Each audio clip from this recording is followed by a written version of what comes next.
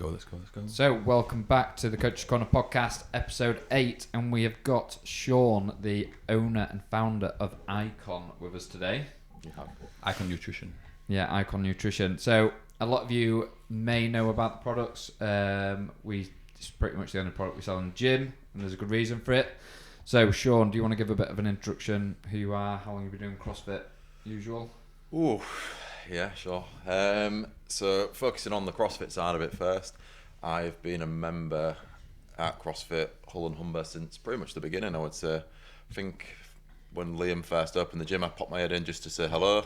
I used to take my kids to karate next door. That would have been 2017. Yeah. So some quick maths here. It's about 8 years. 2016 maybe? 2016, yeah. 16, yeah. So yeah, so I've probably been doing CrossFit about 8 years. Yeah. You must be really good after 8-9 years. of CrossFit. I bet you can string loads of gymnastics together, can't you? I bet you're a ninja on that bar. Hey, I'm good at being average, I tell you. Hey, I did Better than some average. good muscle ups last night, actually. Yeah. So from a CrossFit point of view, I've been since it was at the Hessel site. So I consider myself one of the OGs of your gym. Yeah, you was in the CrossFit space before effectively training in a CrossFit gym, though, weren't you? Yes. So with regards to Icon Nutrition, so goes back to 2012. That's when the brand was first sort of formed. I'd say the first couple of years we was very much in the more fitness model, bodybuilder All right. area of fitness. Suit your physique. Wow, I was thinking that. And then there came a point, well, saying too much on the story of Icon at this point, like there came a point where myself and Kevin, who was my business partner at the time, we was both training at what you would probably describe a functional fitness gym. It was a strength and conditioning gym at the time. CrossFit was frowned upon, I would say. Yeah, definitely was. And there was a certain thing that within the business at a point where we was like, what we're doing, we're both training functional fitness. Let's focus on CrossFit, which we did, which was a terrible decision at first because we lost a lot of customers who hated CrossFit, but we obviously managed to get into CrossFit gyms. So we've been on the CrossFit scene probably Before everyone. 10, 11 years. Yeah, well, I would say there was us and one other brand, CrossFit Nutrition, who was in the CrossFit space back then. I don't think he's No, he's not doing it anymore. No. I think he's more into the coaching side of things now, to be fair. But yeah, so we've been in that space for about 10, 11 years. We're just not as active now on the sort of circuit, if you like. We don't go around to the events like we used to. I used to literally every weekend be somewhere in the country at a CrossFit competition. With 3 young kids that I had to give at some point, so yeah, stay more local with it now, to be fair. So yeah, that's the short version of. Yeah, so that's pretty good. So just to ease you into it, some quick fire questions, which we're going to probably try and do with every guest we have on. Just a bit of fun. So we've actually not talked about these before. So favourite workout, plain and simple. Ooh. Has to be a benchmark. You think? Yeah. I would say it's not my favourite to do, but Fran is one of my favourite workouts, even though I'm not great at it. It's the first Said no one. It's the first. That did shock me. Yeah, no, it's the first CrossFit workout I ever did. Yeah. And I did that at that other gym. And to be honest, if I could look back at the reps Can't now, say its name, you know. Proactive. Yeah, Proactive. not there anymore. Proactive performance, fitness, both. But yeah, I did it there. And if I had a video watching it now, I'm pretty sure my reps probably was not the best. Like I imagine the pull-ups was not great. But Kev basically said to me, "Why don't you do Fran?" I didn't know anything about CrossFit at this time. I thought that sounds a great idea. Obviously, We've all been there. however many minutes later, it was not a great idea. I remember watching Al do that actually. Yeah. I'll do Fran. Okay. So Looks I was easy. there. Yeah, let's do it. Yeah. So no, it's up there as one of my favourites. Not for being good at it, just as in it's a good memory. Okay, and worst movement. Deadlift. Happy Fridays. And this is a pretty good one. Your best memory in them years at the box. So for 10 years, just one specific memory. Oh, Be careful how you answer this. so Yeah. Rachel might well. I was go gonna through say that. I've got 3 very Okay, top 3. CrossFit memories. So I'll go with Rachel's first when Yeah. she got her first muscle up, and even just getting muscle ups this week again after not having them for a while. Like That's Yeah, cute. that is good. that's you know, so that's the right answer ticked Yeah, off. yeah. Yeah. Now it's the real one. 100k snatch, Yeah. obviously. Oh yeah. Road to the 100k snatch, that was a thing. I put it on social at the time. I never post really now, but I did put it on there. I was like building up from 70, and I was like, actually, I think with the effort I can get to 100, and we got there eventually. And then strongest memory, I would say, not favourite memory, this is a horrible memory, and that is doing a comp with Liam and Dan. And we got to the final, and to say Liam dragged me through the workout, you know, he literally... It's not one of my proudest moments, to be honest. There was literally dumbbell burpee box overs or something like that, and I think it was synchronised burpee box jumps at the end. Yeah, and you didn't want to get off the floor, so I picked you up and dragged you over the box a couple of times. Physically grabbed me by the shorts and was like, "Come on!" And I remember just being at the bottom of it every time, turning to Liam like, "How many left? How many left?" Just get up. And it was awful.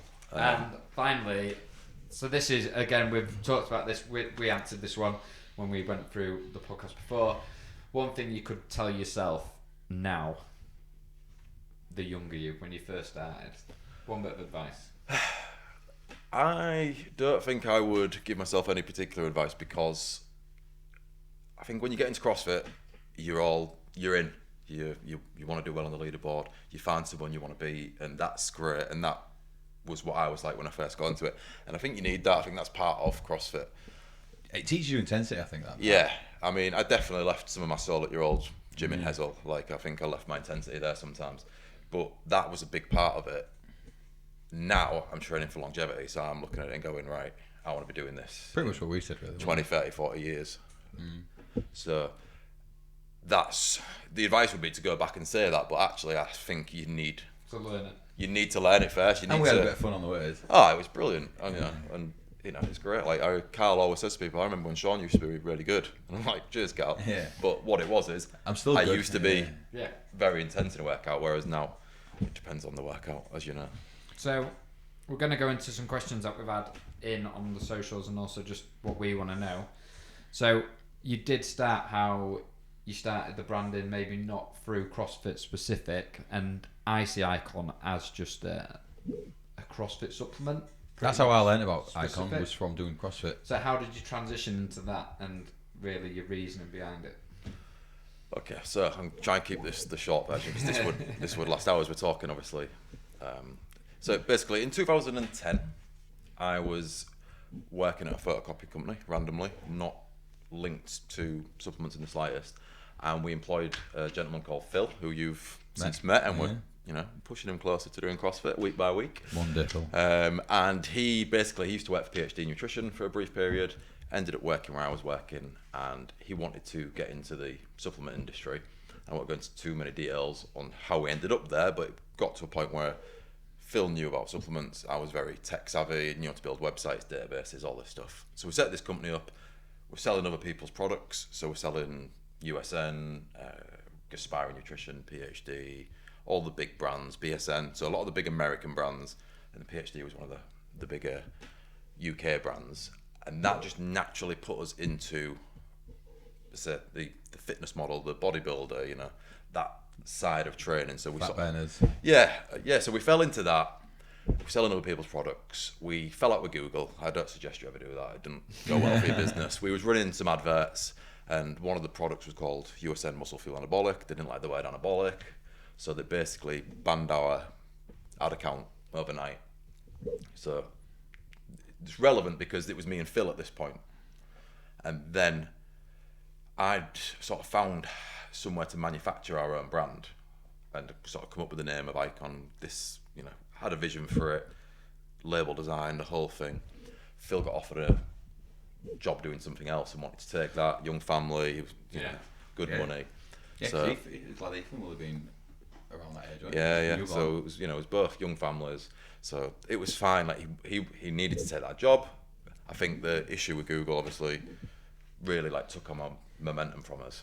So Kevin, who was my business partner for Icon until the last couple of years, he was working in London. I'd known Kev since I was 4. He was sort of first day of nursery, best friend. And basically he'd come down from London asking for some advice on business. He wanted to set up, I don't know, let's say selling watches. I think it actually was selling watches. He had some spare time. Rodney. Exactly, yeah. He had some spare time. He knew I was running a business and he wanted some advice. And as it happened, we're in the pub having a couple of beers, as an advert for a nutrition company does. Yeah. And I'm saying to him, Phil wants out. He's the knowledge behind the company. you know, in terms of the industry, I'm still relatively fresh to it. You sort of learn as you go. I think what I've just realised there is you were Phil. Some of your millions of pounds you have. Wow, if I had the millions to give, yeah, absolutely. And basically, I told Kev this, showed him the label design, and he said, well, I'll buy Phil out. And we're not talking big money, we're talking a bit of stock from this other business. So obviously, anyway, the night goes on with a few drinks, wake up the next morning, I'm like, wonder how serious Kev was about that. So I dropped him a message, was like, so do you remember what we was on about last night? And he was like, yeah, I'm serious. Oh, that's good. So yeah, so as it happens, message Phil, Kev will give you the money for your stock. Yep, all agreed. So obviously there's a little bit of basic legal stuff to sort with that. Kev bought Phil out, and then we launched Icon together. So even though Icon was already, I'd come up with the name, we had the initial label design, everything else. From when the physical products arrived that first day, it was me and Kev who was in that together. And like I said, because of the products we'd been selling, so like you mentioned there, fat burners, mass gainers, all-in-ones, we naturally, the first range of Icon products was those things. And we was doing that. We did body power, which is very massive. I mean, you've got CrossFit, functional fitness at body power these days, but back then it was purely like it was a bodybuilding show. It was the first year when Gymshark was there. Oh, really? Yeah, those guys was really working hard, to be fair. Like it's good how you've both come up the market at the same sort of level. Yeah, I wouldn't mind a piece of their pie, to be fair. But yeah, to be fair to them, those guys, they was there. They was the last ones to leave on the night. They was literally restocking the shelves. They absolutely nailed it. Me and Kev was there with our little Icon stand with some pre-workout there, some t-shirts and this and the other. But we was tiny compared to all the other supplement companies. But it was a sort of around that time we're looking at going, what we're doing, this isn't our natural environment. Like, you know, people are coming over and they're talking about stuff that isn't, you know what it's like when you do CrossFit, you want to talk about CrossFit.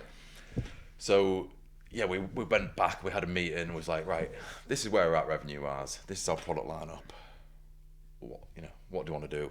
And was like, let's just start fresh almost, let's look at the lineup, what do we want to keep, what do we not want to keep? And part of the problem was, and this is as I learned more about the industry and as Kev learned more about it, he was like, fat burners, like, they're a bit gimmicky, aren't they? Like, the science, well, it's been banned pretty much, aren't they? Like, it's not really a thing anymore. Yeah, it was like, you looked at the ingredients and you're looking at the label claims, and the label claims are legit in respect of that ingredient at the right dose, that dosage in a fat burner.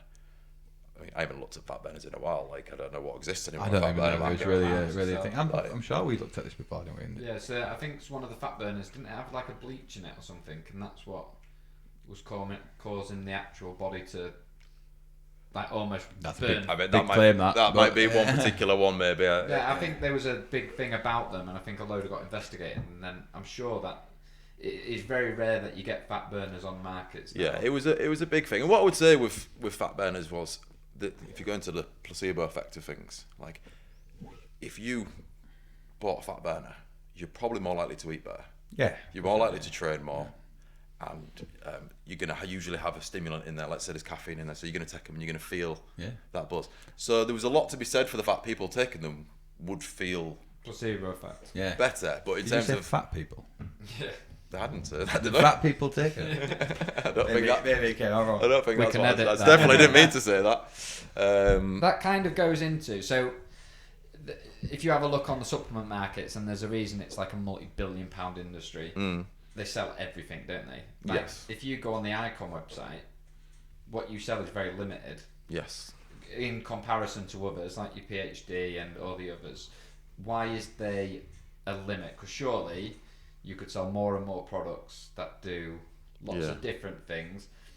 Why have you chose to maybe select? There's probably dozen products on there. Yeah, so the short version, and it goes back to what we were just saying about the fat burners, like we dropped those fat burners, we dropped the mass gainer, we dropped the all-in-one, although I quite liked the all-in-one, certain variations of it are great, and there's a place for a mass gainer,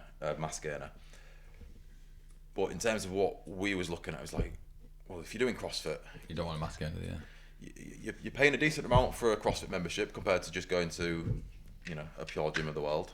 So you're committed to your health and to doing better. Like, why would you then want a really cheap quality ingredient, whether that's a really cheap whey protein or, you know, like I say, fat burners, which aren't really doing anything. So it was more of an educational thing. And then the more we learned, the more we looked at it and well, we don't want to do that. We don't want to do that. We don't want to do that. And we said, well, what do we want to do? Well, we want to do products that work. So we want to do products that the research is behind. Do you know, like, I won't name certain sites, but I'll go on a supplement website. My protein. Yeah, we don't We don't care. I'm not going into naming. We're not that big. I'm not naming any other company, but I'll go on to certain websites. And honestly, there'll be like 20, 30 different variations of protein. Yeah. And, you know, I'm looking at it and I'm like, I'm confused. Going on there trying to find the best quality one. And what you tend to find is they do have a better quality version amongst it all. But it's twice the price, isn't it? It's twice the price. It's suddenly expensive, but they've got a lot of cheap stuff on there. And I'm like, we don't need that. What we want, realistically, is to give you like the highest quality version of that product we can give you, whilst it's still being at a price point that's affordable. That's affordable, because there's no point making the very best thing in the world, ticking every box you can, but then no one's going to buy it because you can't afford it. Is it the hydrolyzed protein, isn't it? That you're supposed to be able to break down easily, but you're talking for half a kilo tub's like 70-80 Yeah, pounds, it's not realistic. I mean, so some people will pay it, but you've got to run a business. Ultimately, it's got to be the right decision that fits everybody. And the average person doing CrossFit isn't going to go looking by at hard lads with. Yeah, so we kept it really simple and was like, well, we've got a whey protein, we've got hibernate, which is our version of a casein protein. So you've got your day protein, your night protein, to keep it in its simplest terms. And then the recovery protein came about more from CrossFit. Yeah. So we was doing CrossFit training and we're looking into it, and you know, people have that protein shake after, but they're not getting any carbs in, they might not necessarily even be going to eat. So that's where the recovery protein came in, which I know that was the one product that you was always like, I'll lean more to that one. I know you're not as... It's probably, we've had these discussions on this podcast, I don't take really any supplements, but that's the one that I used more consistent for years and years, because one, it was a different taste, because it was apple and raspberry, not your typical milk, strawberry, chocolate, and you instantly felt like you was getting something out of it. And it's going to be the carbohydrates, I think. In that. If people don't realise that to build muscle, you don't just need protein. No, and you need sugar to carry all that around your body as well, to distribute it immediately after exercise. So yeah, the recovery, probably one of the best products on the market, I think. Yeah, your recovery is basically, it's 2-to-1 ratio carbs to protein. You've got electrolytes in there, some vitamins and everything. So for me, that was designed for CrossFit when we did that one. It's like a pint, isn't it? It's like 500 ml serving. Yeah, so it's a bigger getting serving. Some fluids in you as well. 2 scoops, there's a lot there, full shaker. I literally have it every time after a change. You'll always see me come through to the gym afterwards. It's the first thing I go to. Sean's got a shelf. Yeah, I think it's comps for me, to be fair. That is like a post-comp, because I struggle to eat during the day. You do need that carbs just as... Yeah. It is a great one for comps for that reason, because again, you're getting some carbohydrates. Yeah, a comp day, it's very hard to eat. I mean, it's been a while since I did one, but I mean, I don't have an issue. I can eat at any point, but I know the majority of people do struggle to get food down the mountain comps. Yeah, it's that sickness feeling after doing a workout. So that would be a brilliant one to use. Yeah. So the range itself. So like you look at your protein there, we've got three core protein products. We don't really need another. There's one version that, you know, which we're working on, but we'll get into that right now. So you don't need 20 different variations of protein. And then from a vitamins point of view, there's loads of vitamins out there, and what we looked at is like, which ones do we want to stop, which ones do we class as the essential ones? So like, again, CrossFit omega-3 has always been you know, recommended. So vitamin K2D3, we once did just the vitamin D3, looked at its research, because K2 helps it, blah, blah. So we put them together, gone with that one, the ZMA for sleep. So again, so we've kept that core range small on the basic of necessities. Yeah, I always just call them. They're the ones I would say the essential ones. They're the ones I take every day. Yeah. There's a lot of the ones we can look at, but we don't need them. There's some other ones that I'm actually testing at the minute, which is sort of more modern. You look at all your mushrooms and things that are going on at the minute. Like there's a lot of products that I've been testing myself, and I'm like, may or may not help with performance, because you look at the research and it's like ultimately you want to test it yourself. I don't just want to look at research, bring it out. I always like to try it. It's getting the right doses. We were talking about this last week. It's alright bringing a product out with 2 grams of creatine, but realistically we know the dosage should be 5 to 8. So why sell something that's cutting somebody short? Yeah. So what I like about the Icon thing, and literally just talking for this last couple of minutes, is it's never really business driven. It's always... You haven't seen his house. Yeah, I know. Oh, I have. It's never really business driven. It is more not releasing bad products and what can your products give to athletes rather than I just want to sell some stuff? Because you could easily go down the gimmick route, couldn't you? And I think you'd lose what Icon is. Yeah, I would make more money if I had a bigger range of products. Yeah. Plain and simple, because obviously it's about upsell. So that's my old school run alarm if I'm on the spot. Yeah, so if the bigger the range is, the more you might put in your basket when you're on our website, or the more someone might buy in your gym because there's a bigger range there. But if I don't believe in it, I'm just not going to sell it. So you'll never see the Icon range is never going to, quadruple overnight. There's one or two things I'm working on, which I'm not going to say what they are now. Obviously, you're aware you tested something recently. I think you and Dan tried something. It was very tasty. Yeah. So there is a couple of things that I'm working on, which I think complement. I would say they go with the range, don't they? The range, yeah. It's sort of like. Pardon? Hair growth vitamin. Wow. God, I tell you what. I wish there was one day there will be a tablet that you just take, and one day I'll have a Barnet better than yours. Never. I'll be a rich man if I come up with that one. No, it is nice, and obviously it's funny you saying about like the weight gain and stuff. So before, when I was strongmanning, my idea of just getting protein and stuff in, the amount of sugars and just shit is in that stuff. Just get in 3,000 calories in a drink, not aren't they? It's like they've got to get it in somewhere. Much, it is. There's no wonder why you don't put muscle on or anything like that. As soon as you learn a tiny bit and you have a look at your products, they actually fit really well. Because we talked on the nutrition supplement. When we talked about nutrition, that we're not big fans of supplements and we don't take them. So it's weird that our first guest, a bit harsh that, owns a supplement company. But I think it matches well actually, because I take Sean's products to top up my nutrition deficit. So like, and that's proteins. what a supplement is supposed to be. And you have the conversation with people in the gym as well, don't you? When people ask you, you explain, look, they are supplements. It's not a magic wand. I talked to Sean for a good hour or so a couple of months back, didn't we, about what supplements do I need to take? What could I take? Yeah, I'm not going to lie, you weren't selling me hard on. I think we come up with the vitamin D3 and K2. Yeah. Creatine I'm already on. Protein top up. Yeah. And I think that was about it, wasn't it? I think so. There's two things we said. When I first got into the industry and we're looking at those American supplement brands, they used to say I always remember one of them saying it was recommended like 5 shakes a day, 5 protein shakes a day. I'd hate to see what my insides was like having 5. Have we got any friends at PhD?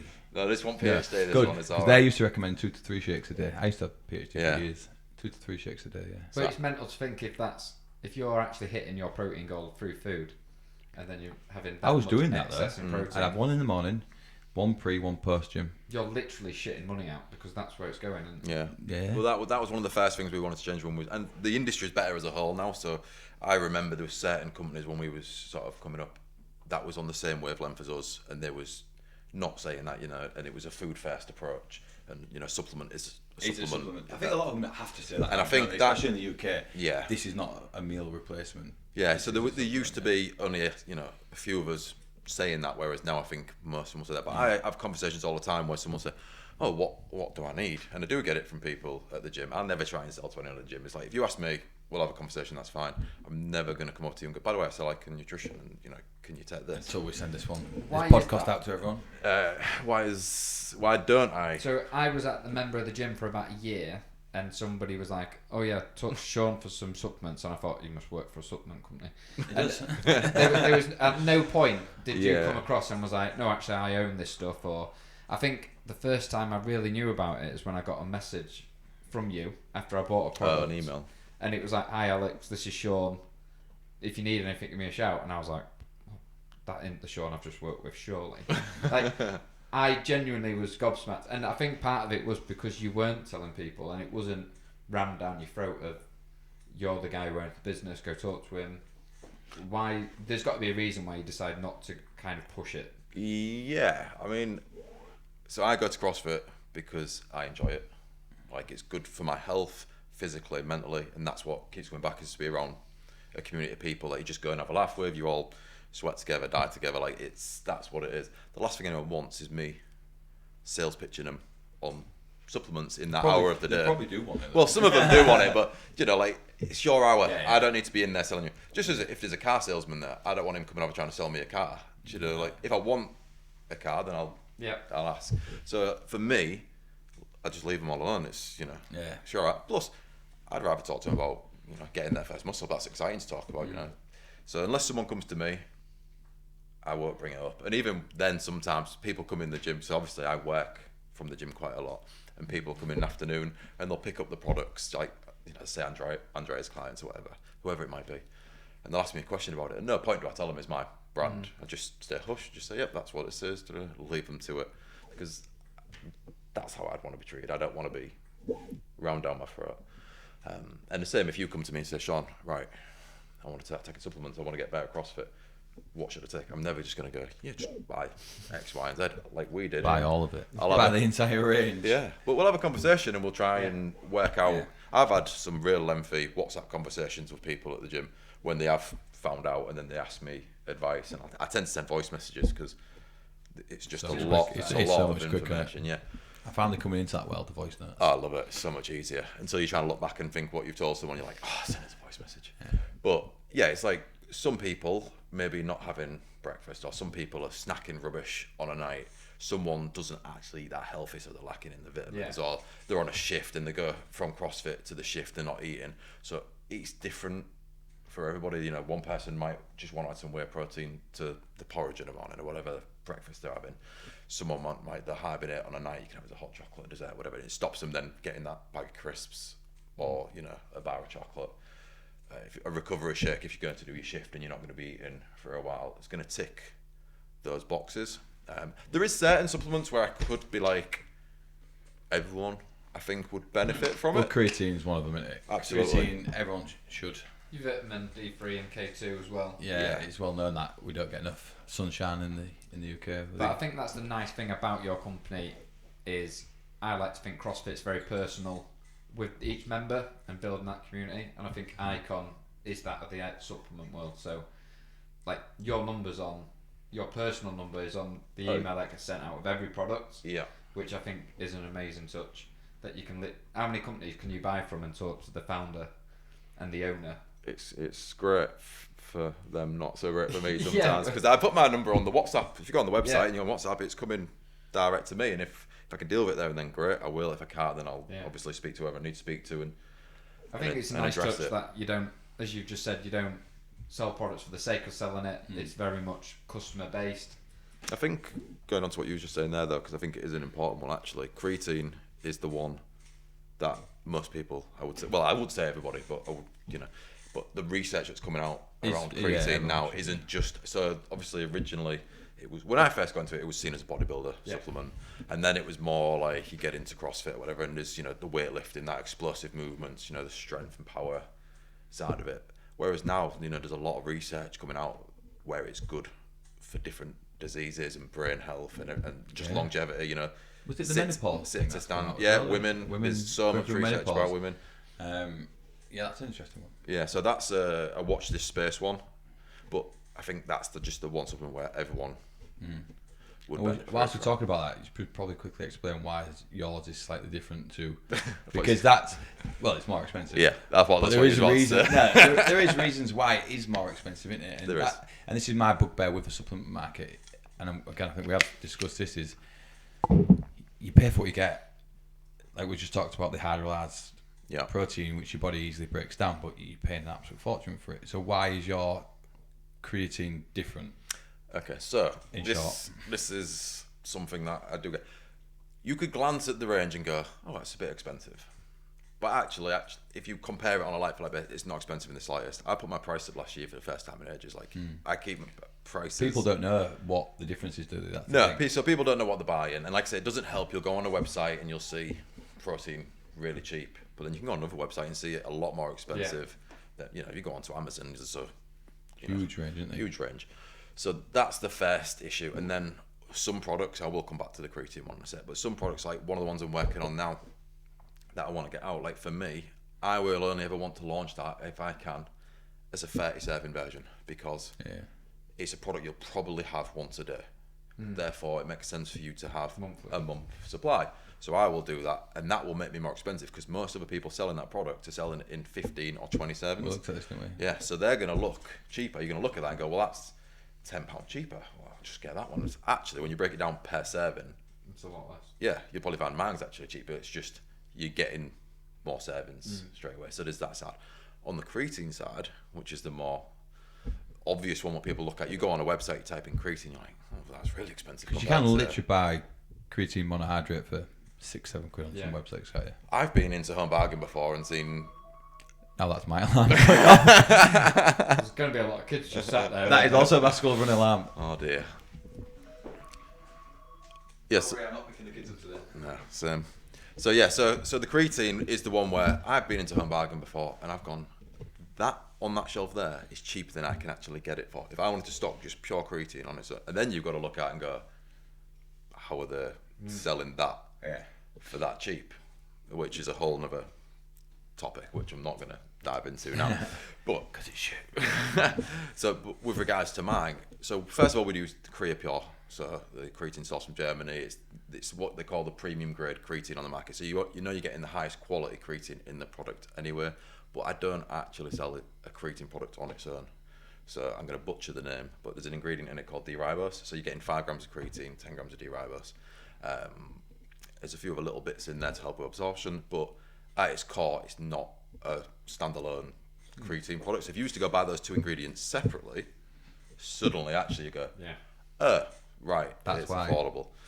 And without going into mass details on it, if you think of it as this way, so the product is, I spoke to Tony about this before, and I gave her a car analogy, which I'm not going to go into it in huge details now, but she then relayed that analogy to Tron and gave him a totally different version of the analogy. She said it back to me on WhatsApp, and I was like, oh dear. Yeah, that's not what I said. So, but basically, in its shortest form, within the product, you've got basically an accelerator and a sustainer. So with creatine, you get that explosive burst, that explosive energy, and then the other ingredients there to sustain that energy, which is obviously ideal, especially for CrossFit workouts. So that's the idea. And going back to creatine and the research behind it, a lot of the time you said it's not beneficial to endurance sports, whereas been looking at a lot about that over the last few years, and actually, although it doesn't help with long distance, if that makes sense. There's the water retention debate, obviously, if you start taking it suddenly before a race. However, the argument there is actually that when you're doing a long distance run and then you get to that back end of the run, do you have the ability to kick on and have that explosive burst at the finish line, that last bit of distance? The difference between someone who can kick on and not can be that person who's 5 grams of so and then the dosage again, that's another one. So again, you've touched on this earlier. So research, typically speaking, says 5 grams is your industry standard. 5 to 8 grams if you're a bigger guy. Yeah, I was going to say it's all relative to how big you are. Yeah. So you could have a debate more than me, wouldn't you? Yeah. I mean, you look pretty much the anymore. same. He's trying to catch you up. I'm closing the gap. I'm just going to meet you in the middle. It's going to be easy for me. So there'd be an argument to say I'll probably need a little bit more than you, but if you're aiming for 5 grams, great. If you're having 8 grams, fantastic. If you have 8 grams, that's great. You're not going to have a negative effect from that. The difference though is that you see a lot of brands now will advertise 2 or 3 grams, which again, if you're a small lady, you could argue 3 grams is enough. But when you go into a shop and you see it on a shelf for X amount, let's say it's 20 servings in there, but actually that's 20 servings of 3 grams of 2.5, 3 grams of creatine. Suddenly it's a whole different thing. But the perception when you look at it, I think it's good marketing. We were literally talking on the way over here about the gummies, creatine. And we're not going to go into what we're talking about, but if you have a look at them price and you think actually they're not too badly priced for the convenience, but then you have a look how much is in them and how many servings you'll need per day, and all of a sudden, like you said, that 30-day serving it's like 10-day. So then if you triple that price, it's extortionate for what you get. So icon aside, I think if anyone takes anything away from listening to this podcast is you pay for what you get. Yeah. Usually, if you look at any sort of supplement market, any brand, there's a reason why it's cheap. Look at the serving sizing, look at the quality of what you're getting, and even if you don't want to buy Icon or you want to buy something else, or you're used to buying something else, I can guarantee you'll have a premium range and a cheap range, and there's a reason for that. To be fair though, that's just be mindful of what you're looking at. The people who listen to this are our members, and they pay for our gym membership. Now you can get cheaper memberships out there, like your bog standard gym. Same. You pay for what you get for. I think it's personal service with CrossFit. I think you get the education behind it. We don't make you do stuff for the sake of doing it. It's all based around the methodology, isn't it? So it's all proven evidence. That's very similar to what I'm getting with Icon, as in it's them same principles as we'll sell you what you actually need, not what we can sell you. That's a good product. And it's going to be a good product, and you pay for that good product. Yeah, there's no quick fixes, like, you know. Steroids. No. Well, That's another podcast. Yeah, that's a whole. We're going to get Dave from another gym on for the steroid podcast.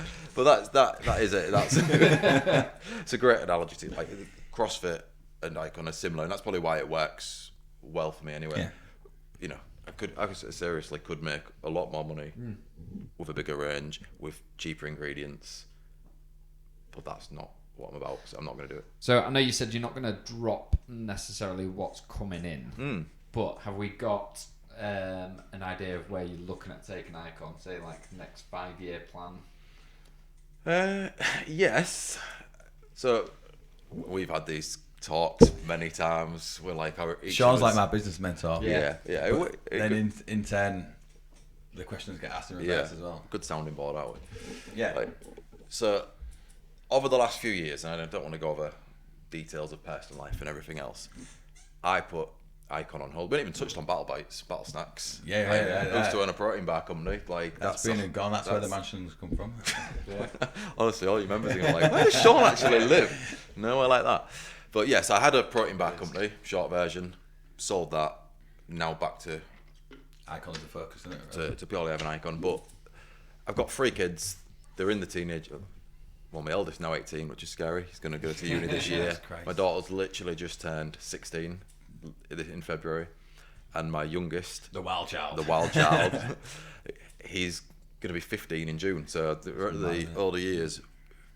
But over these, last 10 years, and especially these last 5 years, there's been lots of, as we all do, ups and downs in personal life, family members struggling with different things.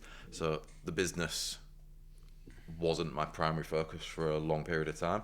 And that's where I think doing good quality products is sustain that business. It's sustain that business in a time where I went, right, I'm not spending money on advertising.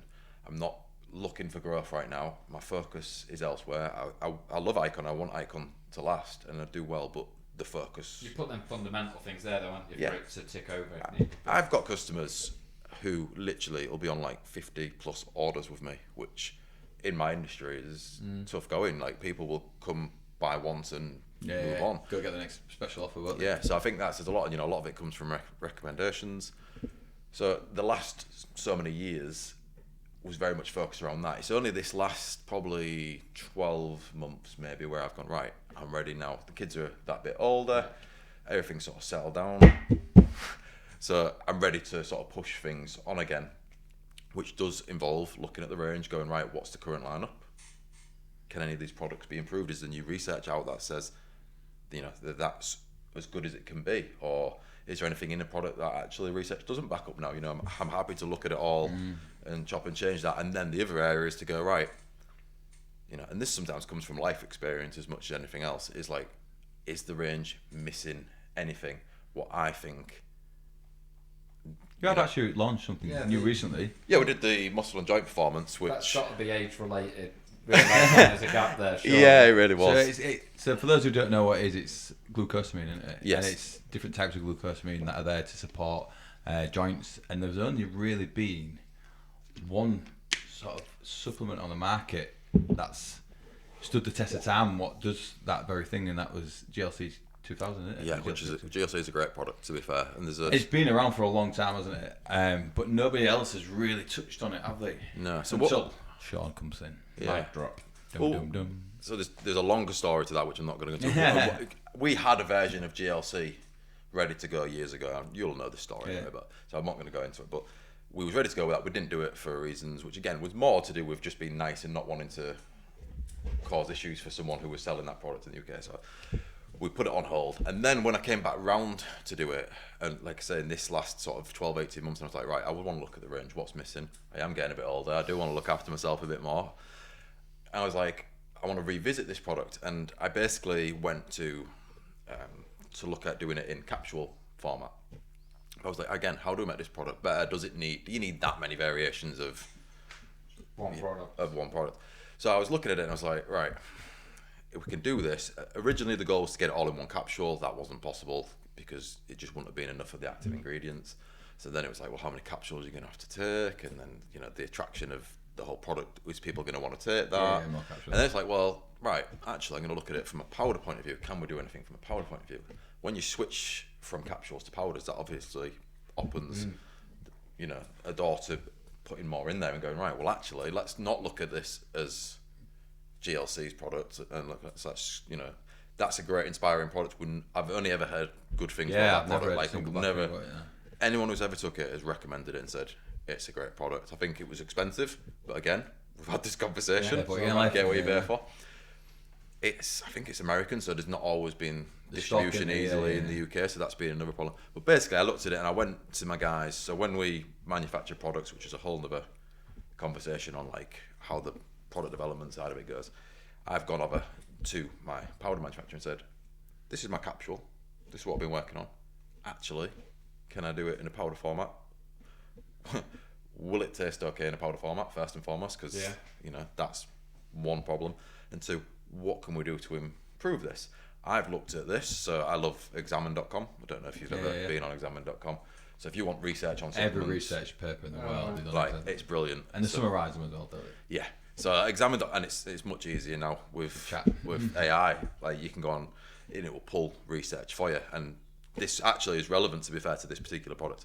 So I was working on this product on and off for a long time. Put the ingredients, obviously I put a spreadsheet together. Going off examine.com, so right, these are the ingredients. This is what it's saying.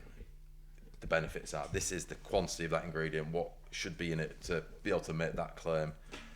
Yes, that ingredient can go in with that ingredient, because that, again, going back years ago, that was one of the first lessons we learned when we were working on a pre-workout. Was we put this great formula together, and then the guy who was like the specialist was like, "That's a great formula." However, that completely stops that from working. So that's where you have your experts. We can look at them and go, "Well, I like that product. I like that." Yeah, but so you can find products you like and you can research it, but you've got the experts who are qualified. Like that's their day in and day out job to look at it, and we've got all the research there. So I went to them and said, "This is what I'm looking at. Can we do it?" They came back and said, "We can. I'd suggest these changes."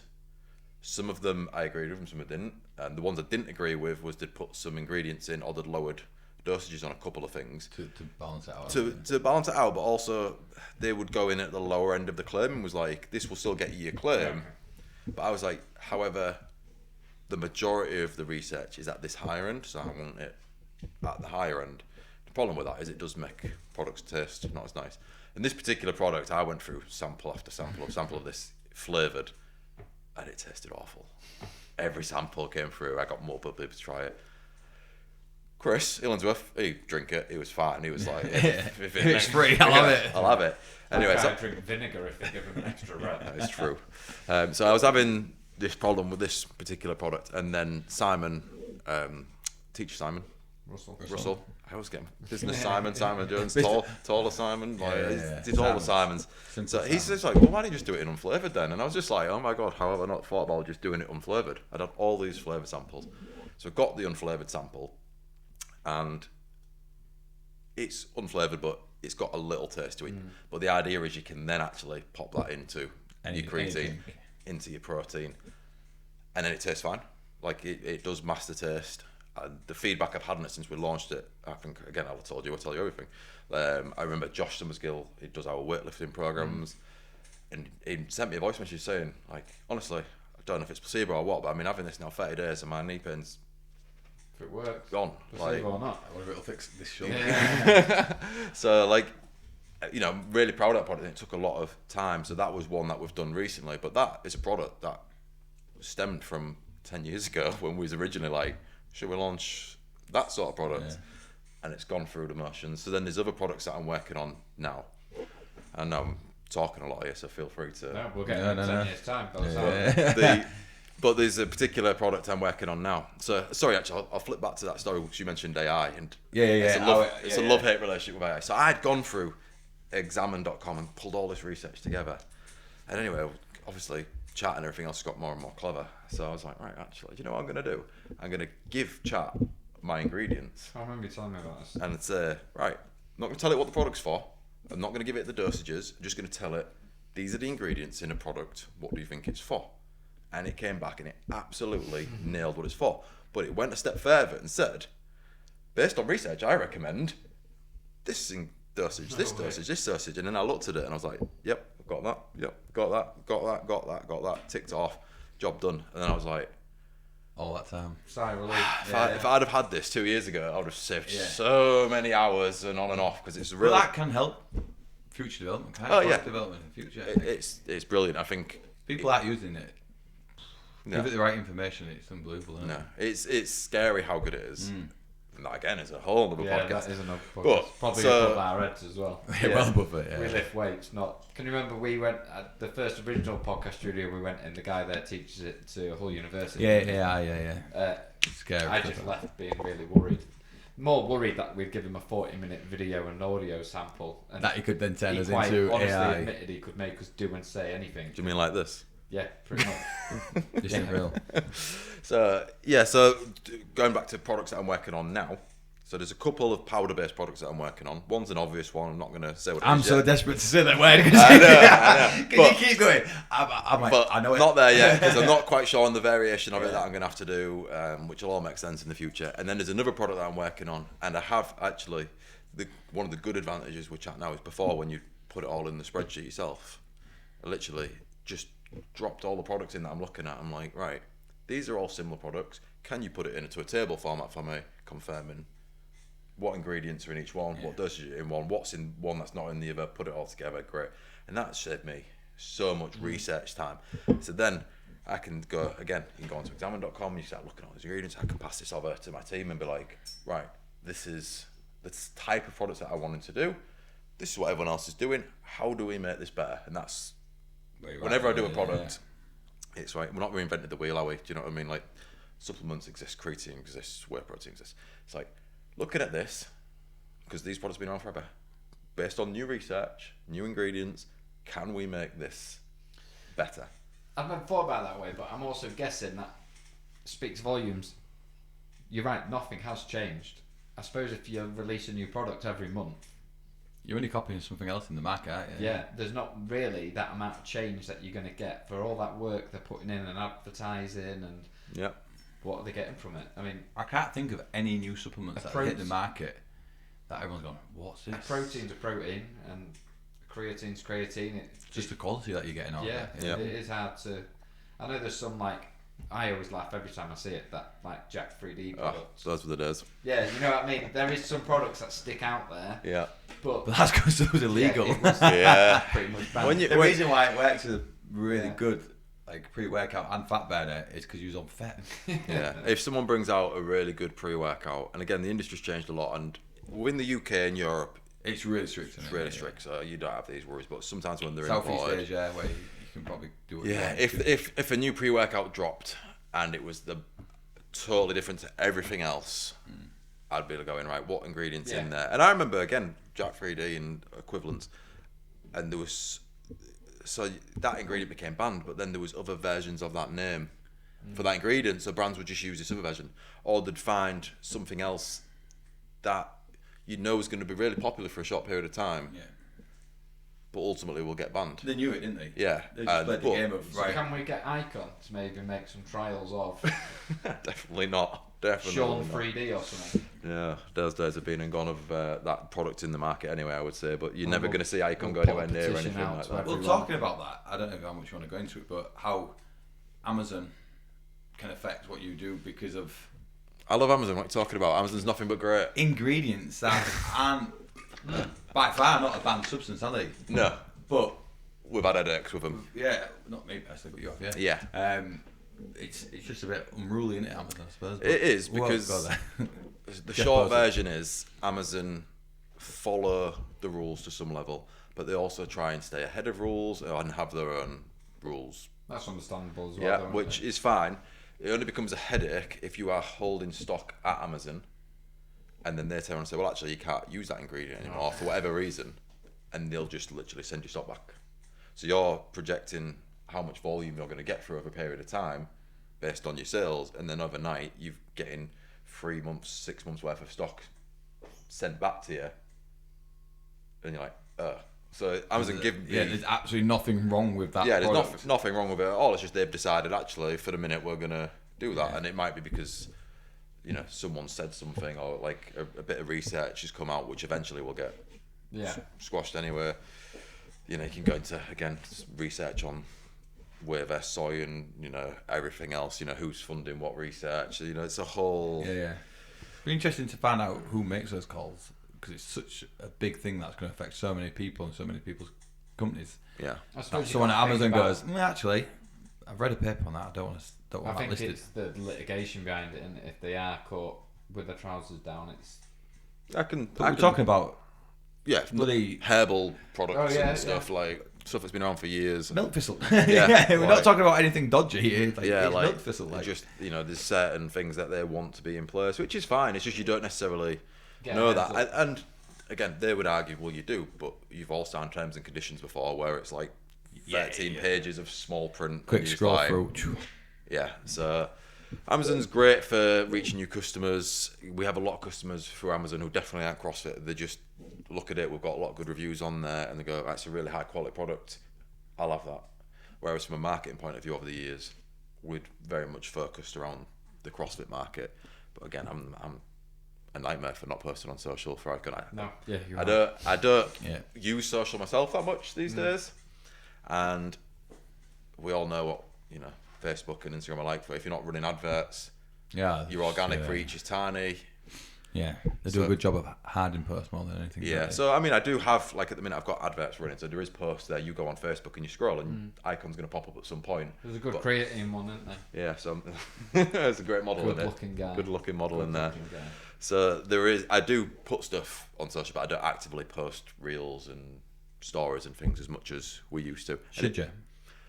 Debatably, but we haven't seen. It's not that we've seen a drop in revenue by not doing those things anymore, but would we've seen a boost at some point if something took off? That would be the argument. But like, again, these things.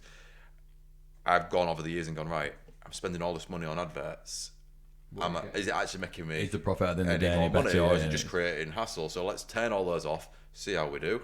It creates more sales, but it's costing you to create those sales. So what's the end profit on that? It's probably not worth it, is it? No. So that's the fun and games of running a business ultimately. And despite what you might think, the margins in supplements are not huge. I would earn a lot more money working for someone else, probably in a different industry, selling stuff, but it wouldn't be as fun. Well, we're probably getting towards the end, but it is nice to learn a little bit more about your business. Even me thought I knew quite a bit, but also I want the members and people who are hearing this. I mean, we take Icon supplements, we don't take any others, and it isn't just because Sean's our friend. Trust me, if there was a better supplement for me, I'd probably still take it. I've taken it loads over the years, and they're all quite sugary. Other products, quite sickly after a few. I never get that with Sean's. And as I said, the actual stuff in there is good. So yeah, and if you've ever got any questions about what you should be taking or shouldn't, as you've said, Sean's number is pretty much everywhere. But he will take time to talk to you, which again you're probably not going to get from any other company. And as I said, there's a lot of care and passion gone in it. Yeah, and that's why I wanted to get Sean here as well. Really, is for people to understand why we stock it, because people sometimes say, "Well, it's expensive." I'm like, "Yeah, well, we've talked about it enough. You pay for what you get," and tell them why. And go do a bit of research yourselves. And when they buy it, they don't tend to not buy it again. That's the main thing. Yeah. So I just hope people understand. One, supplements are there to back up a good nutrition. They are very, very helpful. But also, we sell good quality stuff for the reason that we want you to have a good experience from it. No point having a protein and just shit it straight back out. Even for Sean's products, if you're having 4 or 5 protein shakes a day, that is not the answer. Yeah, you need to look at other. You need to look at what you're eating. It's definitely to supplement, and all these things are to supplement, are they? Which I think you make extremely clear. But yeah, I think for our first guest, I think we've nailed it. So thank you for coming on. You're very welcome. You may notice some new mics because we didn't know what we was doing when we first got here. I'll tell you, it's probably got now. We've got no one to tell us what to do. We are we're getting there. If anyone watches this, you might as well know that about 10 minutes in, we'll point into my microphone that it was turned off. Yeah. If my sound has changed as we go through this, I must have been picking up off Sean's, to be honest. Yeah. So I might sound really loud. I did wonder what you was giving each your eye contact for. I was like, we did do a sound check beforehand, so yeah, we're getting there. This is new. In the new shiny podcast studio. Yeah, hopefully we'll be able to do. So more. we talked on the last one about getting like John and Ali on, didn't we? Yes. I spoke to him. Keen. I've also spoken to a couple of guys on our Parkinson's class. Yeah, that would be cool. You know, that might just be a little bit, but it's going to be different because we're going to be speaking about how they're getting on, a bit about the Parkinson's disease, and also why they're using. They don't realise they're doing CrossFit. They're doing functional fitness, which is what CrossFit stemmed from. So that could be a good, interesting chat with them. Some characters there. The one I want is also Bella and Ted. Oh yeah, we're going to bring the kids on So to talk about nutrition. How old's Ted now? 8. Yeah, and Bella's 11. So I believe that a lot of these fad diets that a lot of people are on and come to us and talk about, and some of the moronic stuff people say and genuinely believe, stems from us just hearing it as adults more and more. So I reckon, this is my prediction, we talk to our kids no teeing up about some of these diets and how stupid they are. It's probably like I bet they'll probably embarrass us as well to be like, well, we've had chicken nuggets for such and such, and we've had this. Yeah, and this is thrown out there, but they probably know more about nutrition than a lot of people I've spoke to this week talking about nutrition. So they do teach it in class. They do, yeah, and they learn how to build a balanced plate. Yeah, and Bella even talks about there's a lot of red and amber foods and green foods. So they do, compared to when we were at school, well, me and then you two, there's a lot more education at school levels, and it would be nice to see. Yeah, so that one will be interesting. That might be a short one. That might be a quick 10-minute chat. Never post that. Depending on how it goes. Yeah. But it would be fun though to get an understanding, and that would also be obviously where their dads, and we're in and around gym and nutrition and fitness all the time. But it'd be good to see how kids are learning about nutrition now, because I think there has been a big change in nutrition in the last 10 years. Well, we can't. There'd be questions asked if we had a random kid that wasn't our kid doing this podcast. Let's go drag one off the street. Yeah, I was going to say. And on that note, no, thank you for coming from both of us, and I hope everyone sees it, and you never know, may get some new people buying products. Well, let's hope so. I've got kids to feed. 3 kids, did I mention that? 10% chance. See you in his house. Right, thank you. We'll see you all soon.